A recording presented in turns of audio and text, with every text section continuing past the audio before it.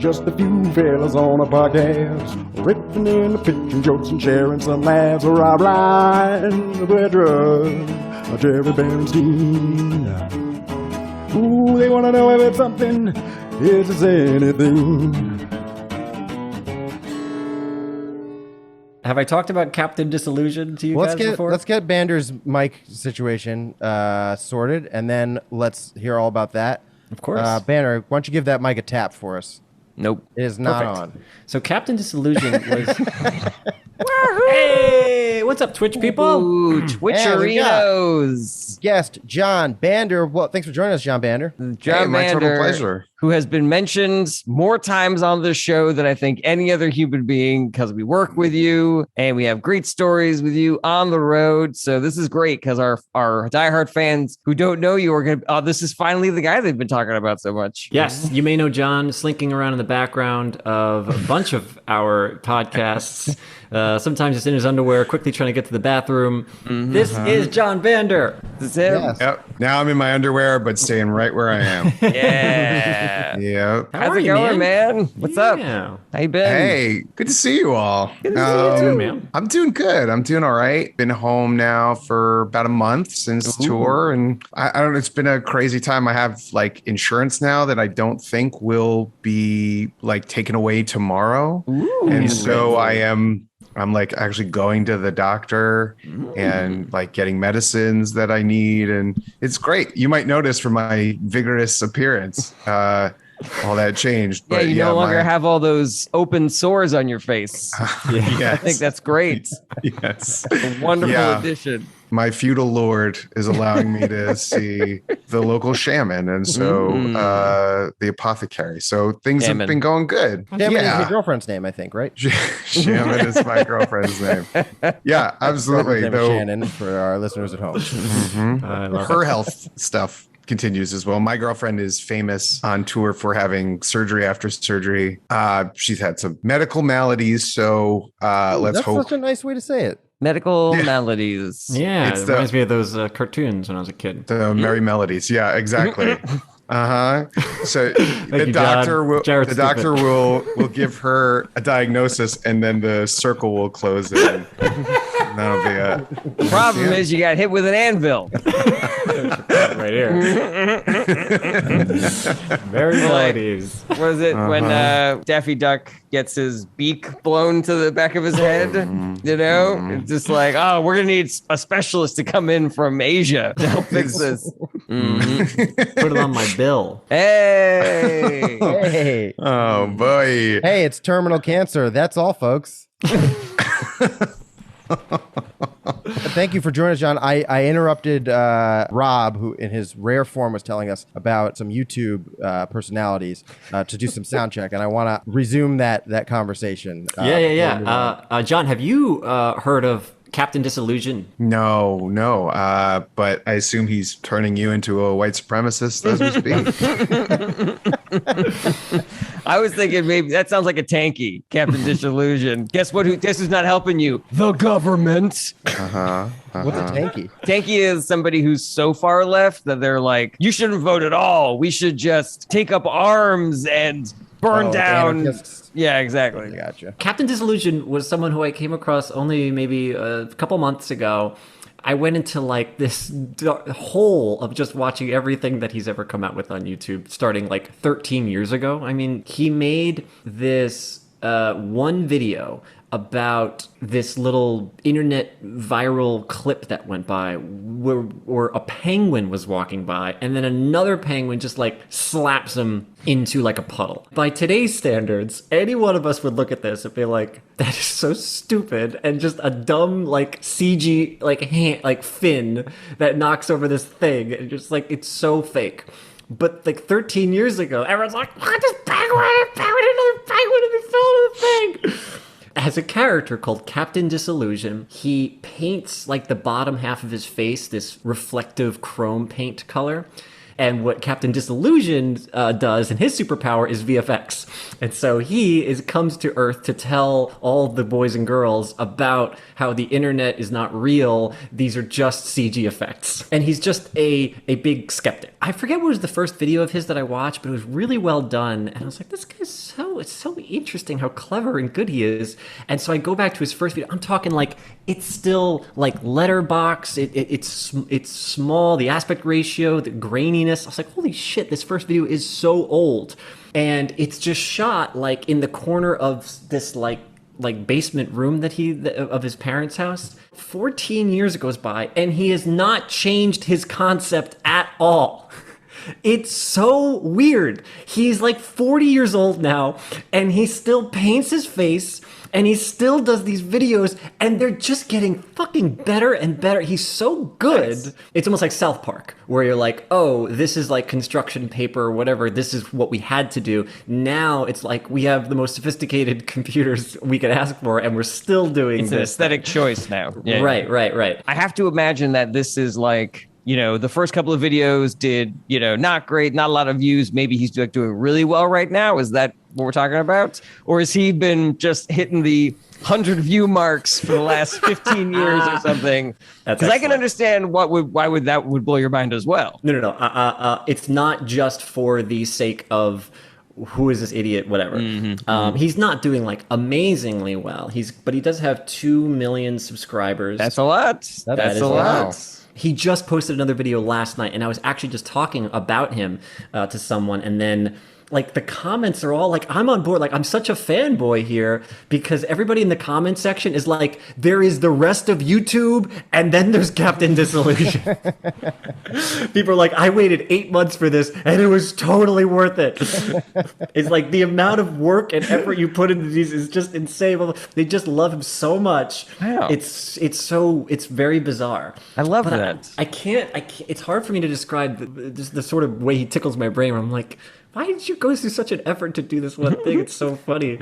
Wait, I got to interrupt you one more time, Rob. Of course, no. So number one, the reason why I asked about the follower count is there was a moment, I think it was like 3 or 4 years ago, where this woman blew up because she had hundreds of videos of her just like sticking her face in bread. And it was like different kinds of bread. And sometimes the bread would be like on a desk and she would be like, whomp, like that. Sometimes she was like smacking out her face, And the reason why it blew up was there's so many videos and they weren't getting a lot of views. And someone was like, look at this woman who's been doing these bread videos for years with no success whatsoever. And then that blew up. And then that was like, people started watching it because number one, it was weird. And then number two, there were enough eyeballs on it that some people were like, I really like this. And so now she's got like, I'm assuming like a lot of followers now, for her bread videos.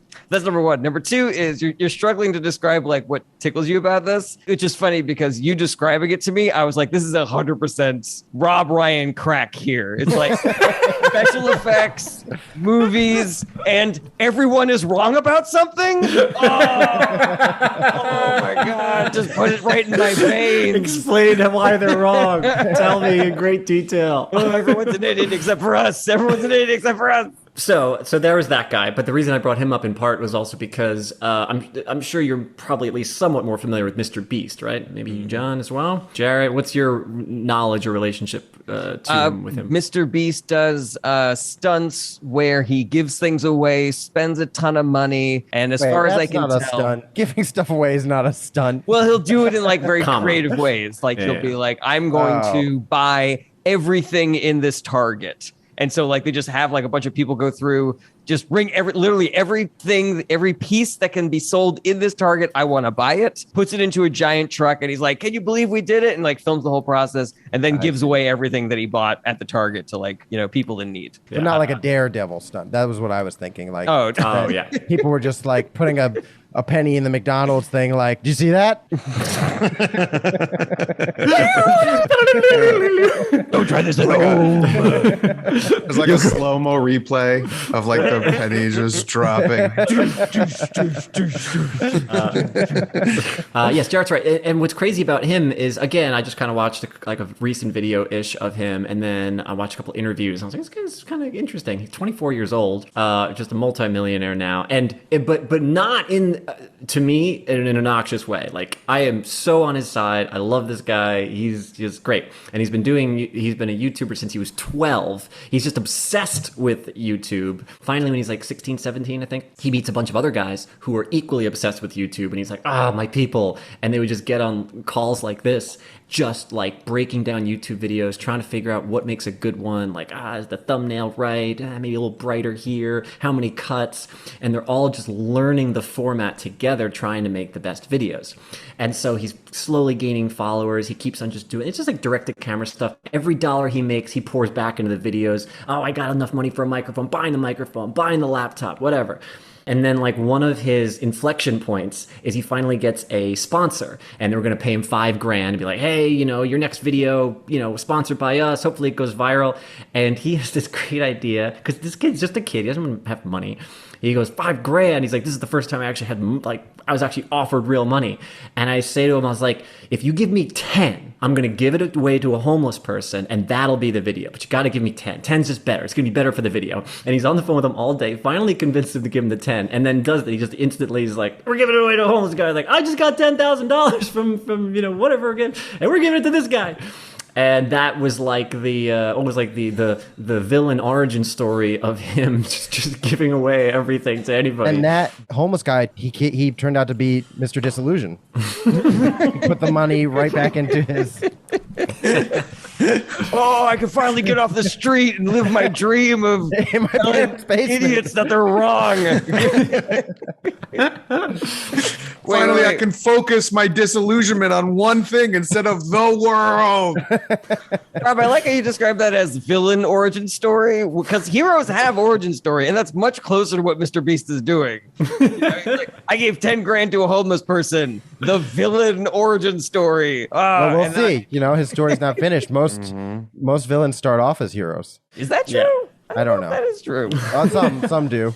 Some do. It's cooler when they do. Some of the funnier comments on the internet is they're a little skeptical about Mr. Beast. They're like, please just be good, be a good person. Like, ultimately, like, they think that he's hiding something. Anyway, I'll be done with talking Mr. Beast soon. That's how I feel about Lin-Manuel Miranda. You're just like, please don't turn out to be a harasser. No, I'm like, there's definitely something is gonna come out at one point. Everybody's gonna be like, oh yeah. Just like, I was watching him. I think he went on Oprah or something like that, and he took his whole family to Germany to recreate The Sound of Music because his. I thought you were going to say the Holocaust. Woo! That's years from now. This is gonna happen. No, he was like, it was always my father's dream to like recreate this, and like he flew like a bunch of cousins and siblings and stuff, and none of them, like, they did not want to be a part of this, and they're like recreating The Sound of Music, and I was like, this is too eccentric, this is too over the top. Something's off with this guy. He's a genius. He's incredibly creative, and I love all the stuff that he does, but it's like a similar, like, you can't be that good at pop music and not molest little children. Like, there's the same the universe relationship won't allow for me. it. No, Mr. Beast gives me those vibes, and a lot of people, they're just like, God, why are you you're creative and good, and you keep giving your money away. He is incredibly, it's cute. He's kind of like socially awkward, but then he also just can, like, when he has contests for people and they lose, he can't stand it. He's like, I don't want to tell them they lost. Or he'll be like, if you win this shot, you win $100,000. And then they miss it. He's like, here's $10,000. I'm sorry you lost. It's just like so funny. Like, he just can't take it. And he'll do, he's just, giving away various things to various people. But then as he's gotten bigger and bigger, now he's just like super clever and sharp about the way he does things. He just started selling chocolate bars. He's like, I have Mr. Beast chocolate now. And just as part of his swag. And so people are just like online store buying tons and tons of his chocolate. So then probably the original idea for selling the chocolate, then gives out like 10 golden tickets and he makes a replica of a Willy Wonka chocolate factory. And then he invites those 10 people. And then those 10 people competed to win the chocolate factory.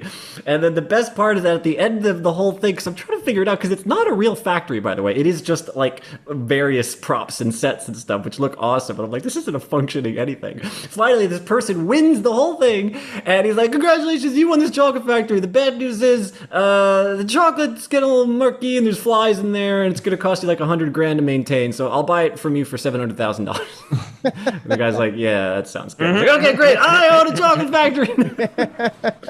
Another one, he's like, we are going to scratch off $1 million worth of scratch offs and see if we can't win $10 million. And he just has $1 million worth of scratch offs. And he's got like 10 volunteers who are helping him, scan and scratch. And then, it's like, it's kind of going up. And he's like, he pulls the camera aside. He's like, okay, we've spent $300,000 so far, and we have won $220,000. So by this rate, we're probably going to win around $700,000. I'm going to take that $700,000 and buy this private island. These volunteers are going to then come to that private island and compete, and whoever wins gets the island. Well, the thing is, the island has flies on it, so we're just I'll just buy the island back from you. And then the craziest part was when at the chocolate factory, when one of those kids got sucked into the chocolate river, he was like, oh, I feel bad. Let's get him out before he gets But now he's got like an A team, a B team, a C team. So like these things are like running concurrently, so he can make sure that he keeps up with the whatever. He's now just selling chocolate. He also has Mr. Beast's Burgers. He started a burger company, and it actually helped a lot of businesses get through the pandemic in part because they were like, well, we only were doing takeout, but we sell Mr. Beast burgers, and those were like flying off the shelves. It's just That's like a good Trump. That's what I'm saying. This guy is so weird in that I love him. I'm like, this is what all millionaires should be. It's like if you were a kid and you're like, well, I'm a millionaire, I'm going to be this. And he's doing it. He's just being that person. It's fun to watch. I really love it. There's two types of millionaires. There's Mr. Beast, and then there's the blank check kid. I still have that vibe where I'm like, I think this chocolate is poisoning people. Like, who doesn't? He's never made chocolate. He's just like, I'm going to start distributing chocolate. It's like the Joker to people, in the and it's original like, Batman. yeah, exactly. Hubba, hubba, hubba, money, money, money. Who do you trust? Mr. Beast. Mr. Beast, we love Mr. Beast. But you never check out. Yeah, exactly. If you mix Mr. Beast chocolate and Mr. Beast burgers, you get you turn into a beast. You turn like lovely. Feral. Everyone's a beast. Yeah, I don't know. That's okay. The skepticism is real. I understand. Mm-hmm. Ooh, I hope Captain Disillusion does Mr. Beast one day. I wonder what the ratio is, because he's making money from YouTube, but he's also giving away a lot of money. So like, what's the ratio where all of us who are like fans of this guy and want him to succeed and want to support him, what's the percentage of money that he keeps that we're like, that makes sense. Like, good for him. He's accumulated this much money. He's given away this much money. Millionaires are evil. He should be poor. Poor people rule. It's interesting because, he passes my smell test, but I'm cool with millionaire, I like, I think it's Dan Price, the guy who just like, I like it. Dan Price. Like whatever it is, $70,000 a year, whatever you're supposed to, that's all you need, everything you need. I'm like, that's the number that everybody should get. My headcanon for Mr. Beast, so this I think would be a great arc for him. He just keeps on trying to make videos and entertain people and give away his money, and then like it's just he's not getting as much views, and he's like now he's working at a deficit, and he just keeps on doing it until he just like runs himself into the ground, and it's like 10 years from now, and he's just dirt poor, and then the world gets together and they're like, we got to get Mr. Beast back on his feet, and then we give him all the money so he can Mr. Holland's Opus. I never heard of that. My pranks? My pranks? When do I get to make my money pranks? Pretty soon they're going to have nothing to read or write about. It's a Wonderful Life would have been a much better analogy, but Mr. Holland's Opus is the first one that popped into my brain. Speaking of Richard Dreyfuss and then Jaws, I saw Nope. That was cool. I thought Nope was great. Great reference to our Patreon episode that hasn't come out yet. Brett. Oops. You guys look at that. You guys aren't ready for that, but your kids are gonna love it. Oh my god! All right, that's enough of me talking about pop culture stuff. Wow, Rob's been having some great catch-ups lately. Nice, long, juicy catch-ups, good stories. Isn't it great when no one asks me in some contrived way? They just start talking out of nowhere. Yeah. I would love to tell you guys a couple of things. I would love to hear them. All right. So I'm a little tired right now. Yesterday, Kirsten and I went to our wedding venue and tried all of the food that's going to be served. They give us a little bit of everything, but it was just like a really nice, fun date. But the thing is, they also give you dessert at the end. And I'm a fucking old man whose body is, I got a lot of medical maladies, and I took a bite of this brownie and I was like, ooh, what a good brownie. And then I was up until 3:00 in the morning because it was just like I had caffeine in my body. And so my body was like, psych, buddy. So I'm exhausted. So I'll be a slightly powered down version of Jarret today. I hope you didn't choose that because I'm going to that wedding and I cannot be up till 3 a.m. That's really funny. What's funny is if it was a weed brownie, you'd have slept, you'd be fine. Like because your body is so Yeah. used to weed. But I do want to do some Kirsten appreciation here because we just had such a lovely time. Kirsten's so fucking funny. I'm very happy that I'm getting married to her because last night there's like so many moments where she fucking knocked it out of the park. We got our first like little wine tasting thing for our first course, and she puts up her hand to do cheers, and I'm like, oh, we're gonna have really nice, sincere cheers to this. And she goes, to marriage. That was number one. This is a slightly different one, but we were watching TV the other day and I can be a little fidgety sometimes. I had this PlayStation remote in my hand and I was just kind of like fingering the buttons a little bit, just like this, like what you might do when you were, like giving a woman a hand job, something like that. But I was doing it like really absentmindedly. And Kirsten kind of looks over at me and she goes, but what about me? That's solid. That's solid. Get her on the pod. So yeah, just a little Kirsten appreciation moment. But I have one more thing. We love you, Kirsten. Very, very short. She's never going to watch this. Hi, Kirsten. I love you. One last thing. As a podcast that I listen to, it's a daily news podcast where they just give you like a little rundown of all the stories that are happening. And the host did something that just like really got me the other day. There are two hosts, and one of the hosts is going over the stories that they're going to cover. So she's like, today we're talking about the climate bill, and we're talking about the January 6th hearing, and Elon Musk is currently trying to get out of buying Twitter. And the other host just goes, that man is annoying. Anyways, the way that it just like seamlessly went into his first story that was not about Elon Musk whatsoever, just like that man is annoying in Congress today, it just really got me. That is and I was excellent. like, he is annoying. He 100% is annoying.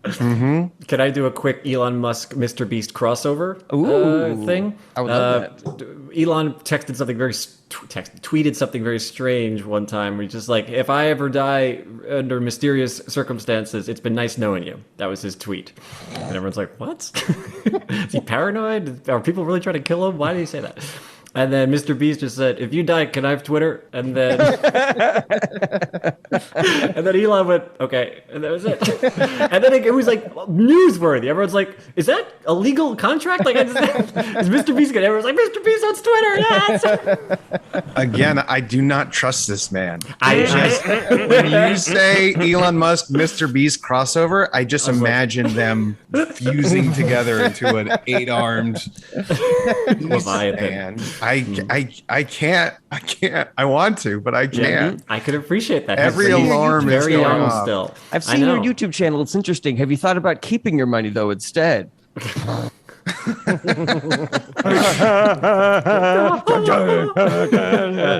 man! Now it becomes a villain origin story. Do you guys listen to the Daily at all? The Daily podcast. I don't listen to the Daily. No. Okay, again, another news. They do like one story a day, and the host is, Good title.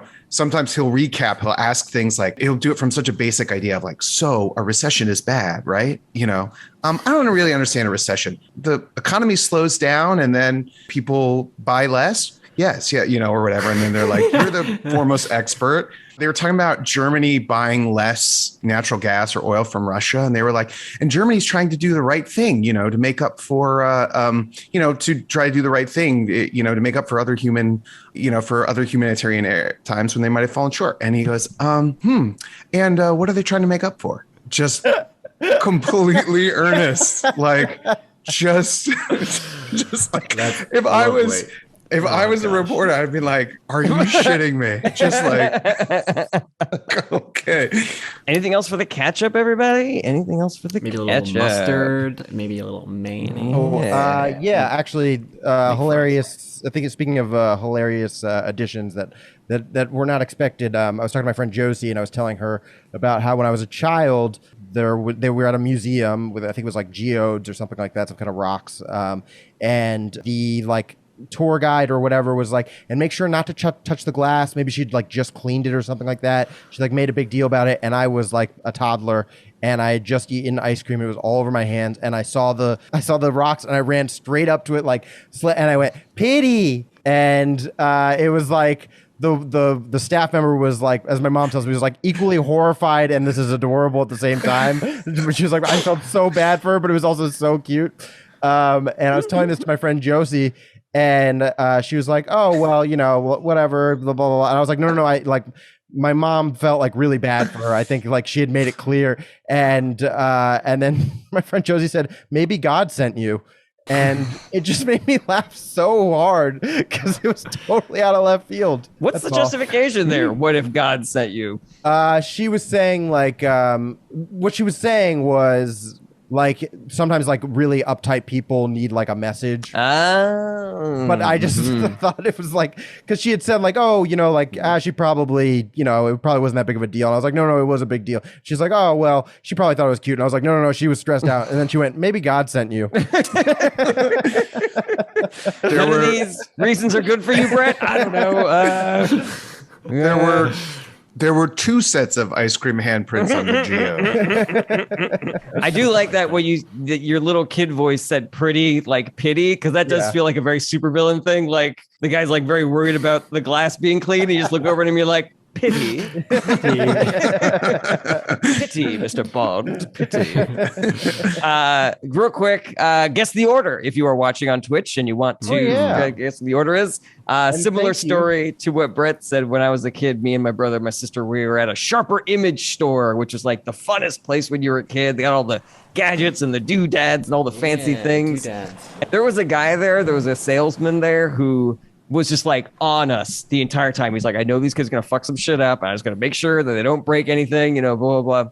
And we had clocked him and we're just like, we're going to be fine. Jesus, we're not going to break anything. But when you clocked him, just real quick, when you clocked him, was it one of those cool clocks that go back and forth with the lights and it turns out to be a digital display? We laser clocked him. Was it one of those for sure? So, but just as we're like, can you fucking believe this guy? I see something cool that I want to lift up my hand and point to show my brother and my sister. But as I'm lifting up my hand, I'm too excited. I knock over like 5 little shelves on the way up. I'm just like, and he goes, "You kids gotta leave." And we're like, that's fair. That's fair. That makes sense. It makes sense. We do have a few guesses in the chat. Molly Metz fan says Rob, Bander, Brett, Jarret. Then she says, just kidding. Don't yell at me. Rob, Brett, Bander, Jarret. Janky O'Danky says, Hi, Janky O'Danky. PRBJ and JRBB.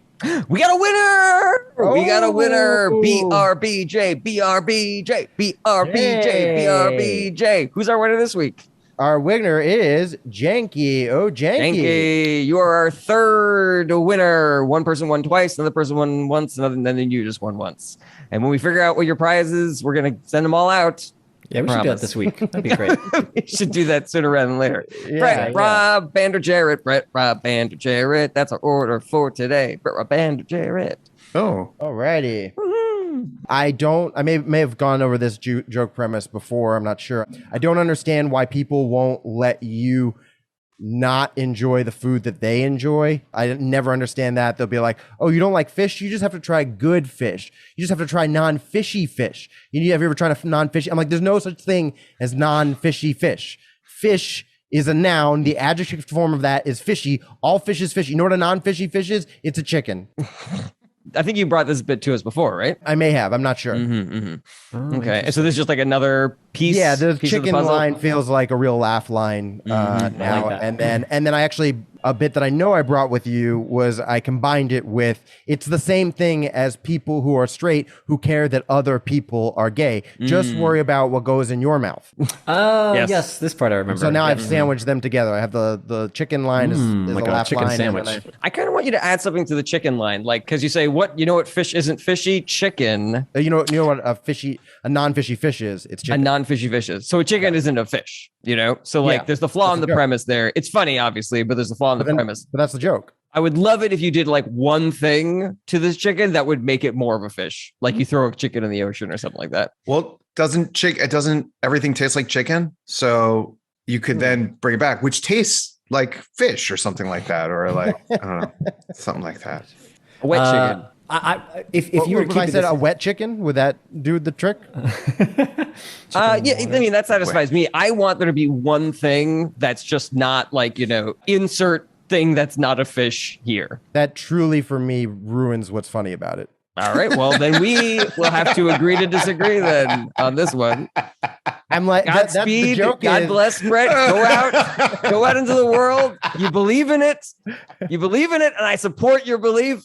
I want you to be confident about this. I love it. The fish has got to leave the nest sometimes, There's no such thing as a non-fishy fish. What I'm establishing is that this is there's no such thing as a non-fishy fish. Yes. That is a true statement. So if we're going to talk about a non-fishy fish, it is something else. You might as well say something else.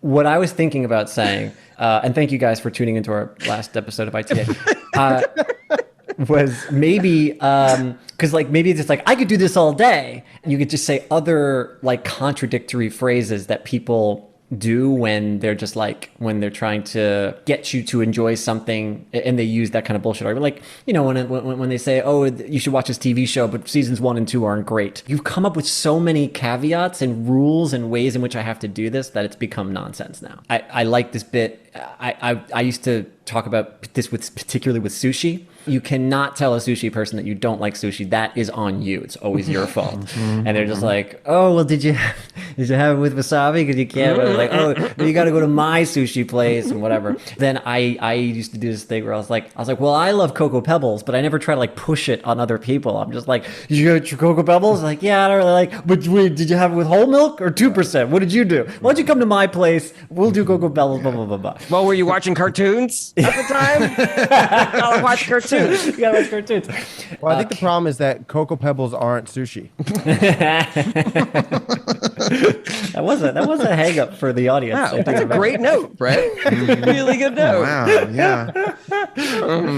Is it cool to just like jump in? Like, I don't know. Jump in. Yeah, jump in. Oh yeah, sorry. Okay, Of course. Yeah. That's fantastic. Jump in, I shoot you down. Great. Yeah. Just tell me. Let me know when I am robbing you of all chickens, joy. Yeah. Frankly, I will crack up because I didn't know when you guys were like, guess the order. I was like, what is going on? I don't know what the fuck this is. But everyone's having a really good time, so I'm gonna shut my mouth and figure this out. No, but I also think I think you can go on further with like, what's going to happen if you guys don't enjoy the same thing? Like, why can't you just be allowed to not enjoy something? It's like, oh, I don't like fish. Do you want to still go see this movie? And then, no, actually, I think we're pretty much done here. Very funny. I love that. Yeah. Wow. Just disregarding everything below sea level. Yeah. I don't. Yeah, Jarret, you hear that? There's a note. There's a note for you. Thank you, John. That is excellent. Wow. Of all the J names on here, that's It's a great note. It feels, I don't know. I wish there was something you could add to the movie, like a fish movie, like Aquaman or something. Actually, that is good. That is good. I like that. Yeah. Thank you. Jarret only has good notes. That note wasn't as foul. Ah. That really tickled me, Jarret. Thanks. Jarret only has good notes. Yeah, I love that. I love almost like discounting our past together. Now they're questioning everything about us. Right. And Yeah. just like, been friends for 15 years. I thought so. Yeah. I think You go know a person. home, your wife, her closet is empty. There's just like a note that says, "I'm sorry, I can't do this." Maybe it's almost like, what do they know that I don't know? Like, do they know about an oncoming food shortage where only fish will be available? They're like, you really should get used to fish. Is there going to be a war between men and fish, and we have to eat as many of them as possible? So I have to recruit people to. She's like the Sarah Connor of this world. She's trying to prepare you for the oncoming. How are you with the trident? You good with a? I mean, you don't like eating fish, but you're cool with killing them, right? Right? The children were soaked. Sarah Connor reference. No fillet, but what we make. Salmon smacking her in the face as the torrents of. Okay, I do not want to leave. No fillet, but what we make. Thank 'Cause you. It was so good. What did you say? That's No fillet. So good. No fillet. No fillet, but what we make. No fillet, but what we make. How's mackerel? Mackerel's fine. Your fish is dead. Hey, how's mackerel? I can hear him bubbling. Mackerel's fine. What is the fish's name? But to kill mackerel, he doesn't like blade him. He just overfish it. He just overfeeds him. I'm just gonna say my line again. Say that's a nice trike. Okay, there we go. I need your lure, your line, and your hook. And your wetsuit immediately. You just look at your notepad. You're like, well, I had no help with the joke, but man, we really. We sure had some fun. That is what I aim for on this podcast. I had fun. I like this joke, but what if it took place in The Matrix? Great notes, Jarret. 3 hours later. All right. Anything else for Brett, everybody? Anything else for Brett? Maybe I'm missing like some kind of nutrients that are. Yeah. in Did my fish. doctor send you? Do I need vitamin B or something? Yeah, or like omega-3, I feel like is something that comes from Right, fish a lot. right. All right. Great job, Brett. Thanks, guys. All right. You Next can up, we do got Brian. Oh, me? Oh, Yeah, boy. that's All right. right. Well, then I'll get right on it. When Miles Dyson shows everybody like the thing he's got in the lab is just a fish skeleton. That's it. Wait, he cuts open his arm and he just shows gills. Yeah, it's a fish skeleton. You know, like in the cartoons when a cat like eats a fish, it comes out as just skeleton. There's a hand, it's just a fish skeleton. When he's shot, he can't breathe, but instead it's just because he's out of water. He's just like, I don't know how long I can hold this. he's just flopping around. His gills. So, I love the Japanese language because they have words for concepts, seemingly more than any other language. I don't know if you guys are familiar with this quirk of the Japanese language. A little bit. Yes, no, a little bit. No, they So- have it in Germany as well. You know? Right. And like that, because I know German is kind of known for it, but Japanese, there's just like so many words that have either specific meanings to concepts or very, very, very specific things. Like Yugen is the concept that beauty is not just about the seen, but the unseen. Or very specific things like komorebi is the Japanese expression for the sunlight as it filters through the trees. I just want more of those. I want, like, when I was a kid, like, you know, that hour after prime time ends, but like before late night started and it's just the news on cable. Yeah, well, the Japanese have a word for that. Like, that's what I want. I always want more, you know, it's like, oh, you know, when you can't possibly have another bite of dinner, but you're sort of craving dessert, that's gikiri. Like, that would be a cool, I just like, you know, when you're like 28 years old and you look at like smoking hot 22-year-old, but then you meet her like also smoking hot 42-year-old mom, and you're just like, what age am I? That's Suzuki. Like, that I want, you know, it's an open-ended format. Yeah, I love that. I feel like the American versions would all be like digestive related. Like, you know, when you ate Taco Bell and then you also ate McDonald's, so you like know you're gonna have to go to the bathroom and you have to like plan it out in your itinerary. That's whatever. That's, Yeah. Or like you went to a buffet and you ate as much as you can. And so you were full up and then you have a little space in your stomach after you digest a little bit. And it doesn't mean you're like hungry, but you feel like you might be hungry because now you have a little space again because you're just feeling not completely full and you're confusing it with hunger. You're referring to Isuda.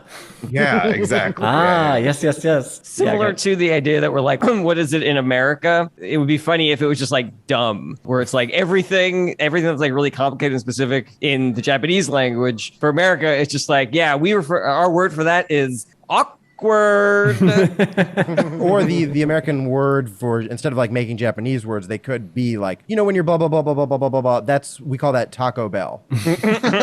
Yeah. Oh, I like that. That's good. And then also, I wanted you, while you were describing that, to just kind of be like, and that's why Japanese books are so short, is because they just put in like 3 words and they're like, that's the whole story. You know that feeling. In there. I don't know if this is a good note or not, unlike all the ones I gave to Brett. But I wonder if you get more mileage out of it, if the Japanese words that you made up for it were somehow related to the sensation that you're describing. Right. So it seems like what you were doing was kind of a little bit more random, just like this is a Japanesey sounding kind of word. But what if it was, when you're 28 and you eat a Taco Bell too much, that is, fartsuki or whatever, The amount of times Taco Bell has come up in the notes section makes me feel like I said Taco Bell. I referred to tacos at some point. Oh, we got a sponsor. We got a sponsorship. Yeah. What if Taco Bell happened in The Matrix? I think it would sound a little bit like this. Your butt is like, dodge this. If we actually do that, there'll be no time left for jokes, guys. So we gotta not go down a Matrix rabbit hole. Yeah, rabbit hole. So truly, I love the concept of the fact that there are concepts, should be a word for that. high-minded concepts. Should be a word for that. High-minded concepts or very, very specific phenomena that have just a single word.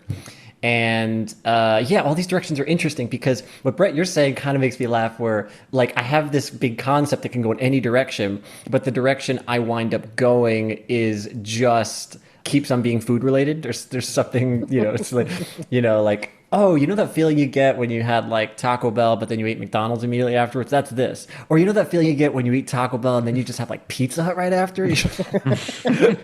How many words are there? Yeah. Whatever. Like, that's just so fucking stupid. It almost kind of like wastes the premise, but it's funny that you wasted the premise, right?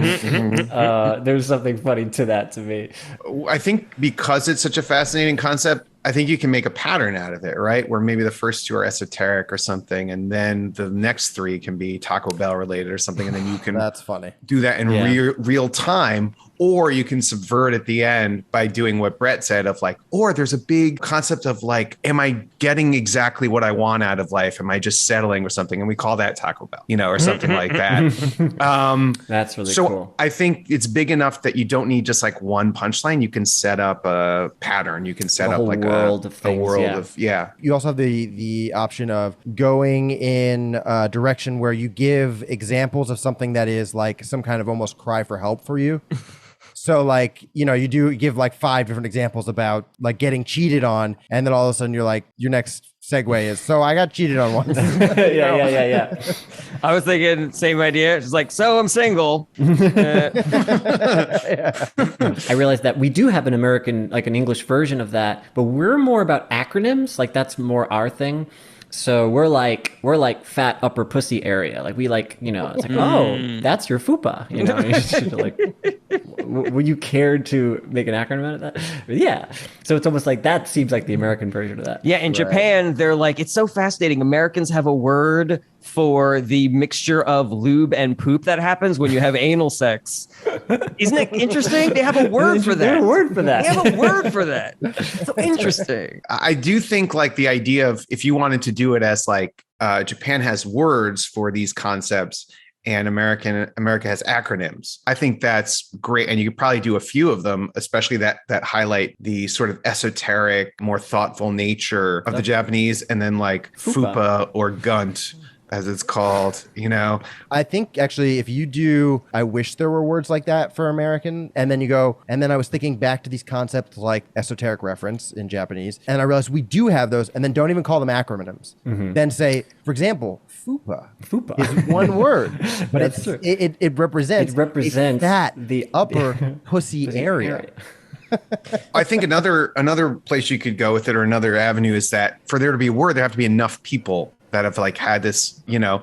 In Japan, there are like a bunch of people who are like, oh my God, look at the sunlight filtering through the trees. You know, and in America, people are like, look at that area. Hang on, come here.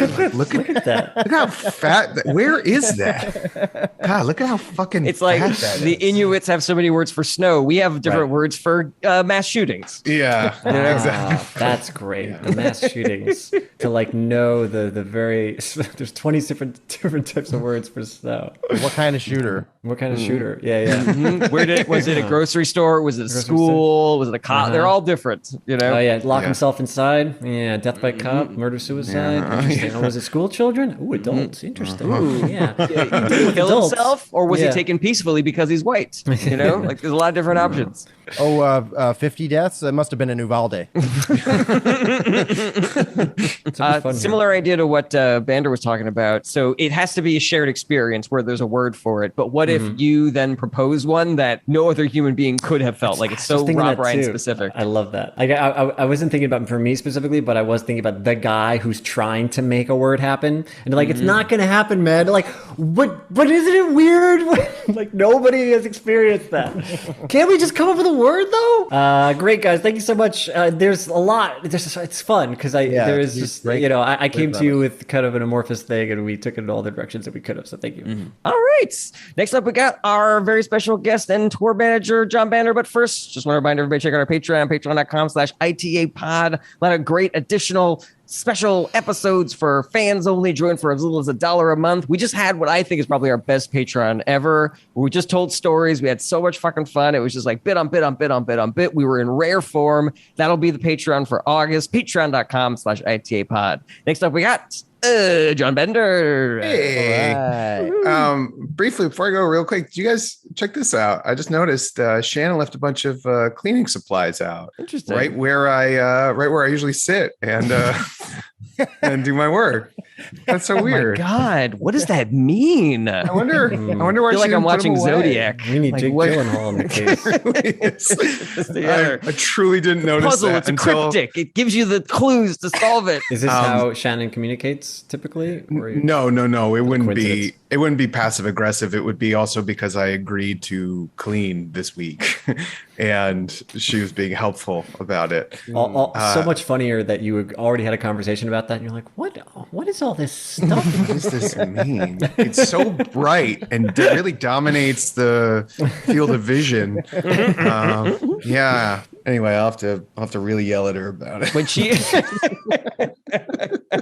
when she comes back, you should be eating a meal on top of the cleaning supplies. Like Just like a dirty plate, like it's like on top of. And the Swiffer box is a perfect height to put my laptop on. watch some And then TV do while I'm a- eating. Then you have to ask her where the cleaning supplies are when she gets home. The cleaning supplies. I'm just wiping my face with the feather duster. Okay. So I had a friend who went to a performing arts high school. And once we went up to do a show there. And when I set foot on this campus, I looked around and I realized there was another way to grow up. Like there was a choice between the way where you went to high school or something, like the way to live. Because I looked around, I saw kids who were not afraid in high school, and it blew my mind. There was a kid who was singing so loud, walking on the grass to his next class in another building. And I was like, get down, and then this kid was the coolest. This was the person who was celebrated. And it really broke something in me where I was like, where are the beatings? Like when are people, and the fact that like that was like, it didn't occur to me that like you could go somewhere and you'd be made fun of for not being in the musical, like that was a reality that somebody grew up like, that someone could call you like gay in a good way. Like someone could be like, you're like, and you'd be like, thank you. Yes, I am. Because I went to a decent high school or something, but it was still a public school. And of course I was made fun of and like feared for my life. And just so the idea that there were places where you just didn't have to do that is so crazy to me. And I just think like, how different would my life be? Like, I'm not saying I wouldn't have any problems. They'd be so the opposite of the ones that I have now. You know what I mean? Like I wouldn't be like repressed or something. I'd be like over sex swings. I'd be like, God, I've been on too many, instead of me being like, well, how's the swing part work? Like, tell me about the swing. Just that idea of like seeing how someone else grew up and just not even realizing that like the way you suffered, like didn't have to happen. I think you got to start with your public high school. Yeah. And paint that picture for us then for us to appreciate the contrast of, because all those examples are way funnier when I have a better idea of what your high school was like. Yeah, there's a lot of part in the setup where I was like, I think I know where you're going with this, but I'm not sure what exactly the contrast is, Okay. And so I agree with Brett. We got to hear examples. Oh first. yeah, and don't get us wrong. I see the benefit in you kind of holding on to that information as if everybody's going to be like, like because you're saying you're explaining this thing, and you go, oh my God, it was like there was another way to have existed.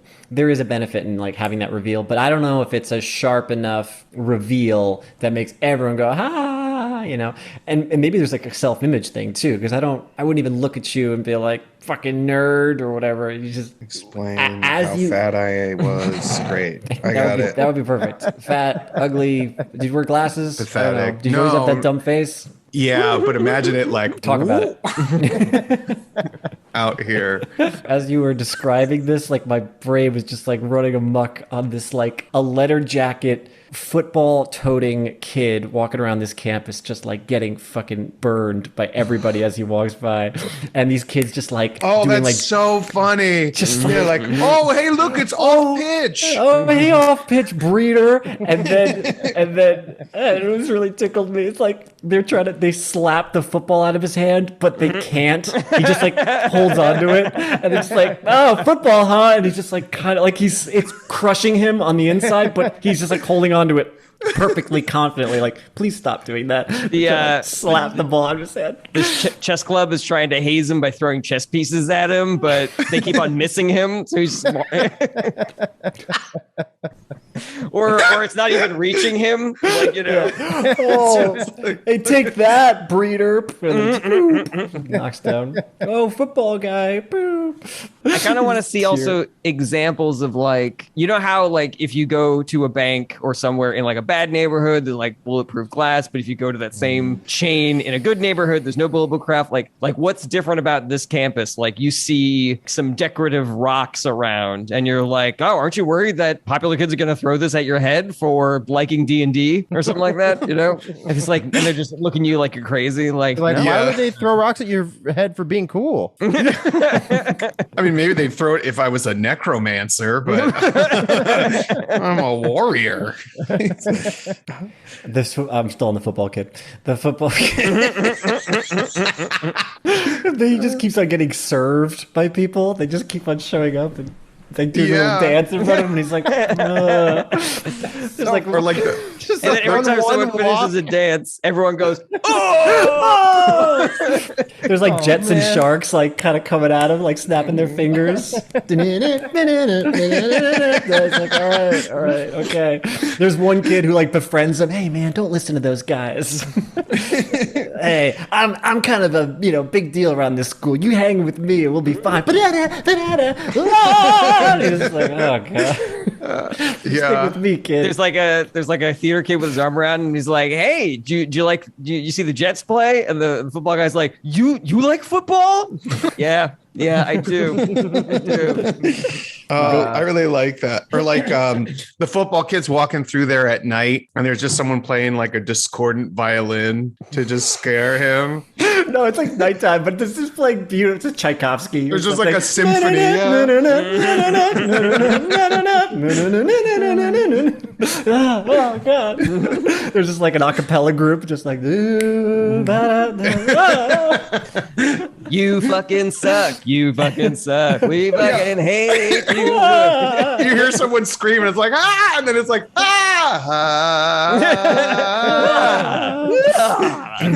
Someone's getting stabbed, but they're just doing Julius Caesar. They're like, oh God! Just putting up. I like the idea that the jock is like he's late to class, and the teacher still gives him like, "Oh, you think because you're on the football team that you could be late to class?" And he's like, "But I just got served so many times." Now my brain went to like the dark underbelly of this school. The High School Musical is going on during intermission. They're just taking steroids to the. It's like Varsity Blues. It's like overzealous coach when it's like a director. They're just like torturing these kids. God damn it, Reggie Ray. It'd be great if like all the freaks and the goths could have had a school and they're like, what? They worship Satan here? Like, what is this? Oh my God, everything's black. This is amazing. You paint your nails? Yeah, I paint my nails. the like school band just plays Disturbed. You know, just plays like Down with the Sickness all the time. Or there's like the like third graders are like learning a 9-year-old's version on violin of like Down with the Sickness or something. They're not there yet, but pretty soon they'll be as good as Disturbed. You've never heard Down with the Sickness on a recorder. I mean, What is there also? So there's one for every clique then. So like, is there there's one for like the hippie stoners then, and like math class is like, all right, so the Grateful Dead was 5 members, and then Jerry Garcia died. How many members of the Grateful Dead are left? Doesn't matter, man, as long as you're jamming. That's funny. Right, that's the answer. Excuse me, flawed premise. Jerry actually lives on in all of us. So. Correct. Oh, there was a bunch of ideas and like really, really definitive stuff. Structurally, the thing that I can sink my teeth the most into is you discovered that there was a school for you, and then you go and you do all the details about that, what that means to you. And then the next logical step for me does seem that, oh, but that was just me. Like there was more ways to feel like an outsider. And then you're like, oh, I wonder if there was, or I wish there were schools for every clique. I love that. And then I should end it with just like, but I was a fat kid, you know, or something. So my school was just like, would just be like a supermarket. You just made me think of something else where it's like people talk about like going to fat camp and you're like, I wish there was just a regular fat camp. Like, where it's not focused on losing weight, it's focused on like being fat and awesome. Have a good time. It's like, you're fat, I'm fat. Oh, this is so cool. What do you want to do? Like, let's eat some food and hang out? Like, yeah. Oh, that's great too, because it's like it's the only type of camp that they name after the thing they're trying to stop. Where if you go to like archery go to a Jewish camp, camp. not like don't shoot a bow. You go to horse camp, they're like, these things fucking suck. we made glue here. Oh God, it was terrible horse camp. maybe at the fat camp they could take a field trip to Taco Bell. Hey. All right. Anything else for Bander, everybody? Anything else for Bander? But I love the structure. Excited Good to see what you premise. do with it, man. All right. Now, back in cleanup, we got Jaberzine. Okay, I got this thing. It's a very loose concept. And I don't even know how universal this is, so maybe you guys can help me with this. I've dated a few women who... Sorry. I've dated a few women who... It seems like once they're in a relationship with you, I don't know if every woman does this or what, but there seems to be a certain kind of woman who, once they get comfortable in a relationship, they start treating your penis like it's a toy. Like they like to make it hard, then wait for it to go soft, then make it hard again, then make it go soft. But then like they don't understand how rude it is to just like give you a boner and then like not doing anything with it. It's like giving someone a puppy for Christmas. It's like, here, this is your responsibility now. I don't have that experience. I haven't had that experience. There have been other like cute things that girls like to do and say, like it becomes like fun for them. Hold on a second. I just like the way you started that note where it's just like there's other things that women do that you could write a joke about instead, because like nobody else has had that experience. So like maybe if there was like a thing that women did that other people could relate to, like that would make the joke work. I like the beginning where you said like you ever date a girl, like that's I was Yeah. I got Maybe that one part. maybe one that's not so much about how much they're responsible to your dick. But there's other yeah. Well, there could be something funny in the fact that you could say like I told this to a group of guys and they were like we did not have that experience. So now I'm wondering like what is Why it is my about dick my so penis? Does it have like a wind up or I'm very curious, Jarret. When your dick gets hard, does it go?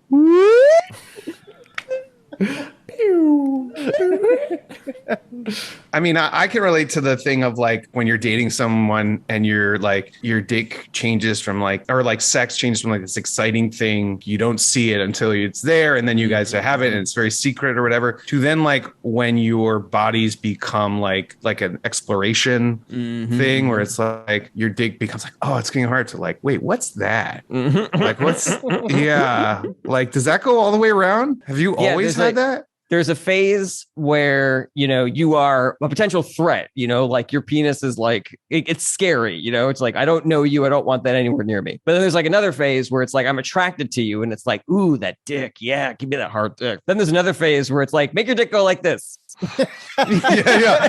Yeah. That's it. Funny. Yeah, That's the one. Girls Yeah. will definitely relate to that. It's interesting how the relationship to a man's penis changes depending on how well a woman knows you. Maybe that's the premise. Yeah. Like sometimes they're like doing the diving board thing, they're like to push down. Oh, look. And they can- Yeah, they like that, or they like when you like kind of like flex your muscle and then it kind of They're like push it how up. are you Yeah. doing that? Like they like that. There's a bunch of things that they get a kick out of. Well, we all responded so well to the relationship with the dick thing was like so universal. I think that there's really something good there. And then you can get more specific about this experience that you had, which is like I had a girl or several girls who did this specific thing, and you could even maybe contrast it to be like that's a whole other thing. Like that wasn't just fun. Like all they were doing was getting me hard and then allowing me to not. And then I was like, okay, this one hurts. This one's not fun. I'll do the windmill again if you want, but I don't like this. I don't like the other one.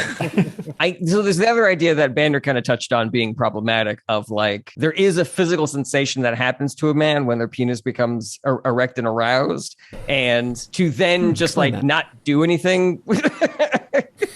Have you guys had this experience? You guys know what I'm talking about? And so like, I don't want to go down the path of like, well, you made me hard and now you have to finish me off. I think that there's also something funny about doing this to you over and over again, as though there are no repercussions to. So there are no side effects to it. Yeah, exactly. Could you take it as an analogy to a toy? Like imagine every time you turned on your light up G.I. Joe that it was like, oh boy, I'm going to, oh.